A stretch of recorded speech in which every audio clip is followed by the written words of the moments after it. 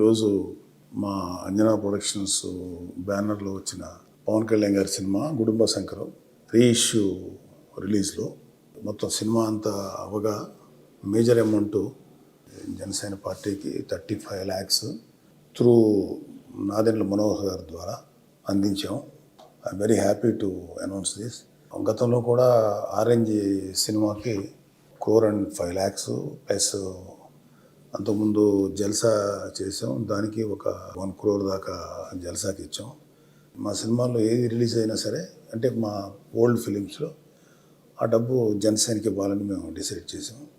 So ఆ ప్రాసెస్లో ఇది కూడా చేయడం జరిగింది.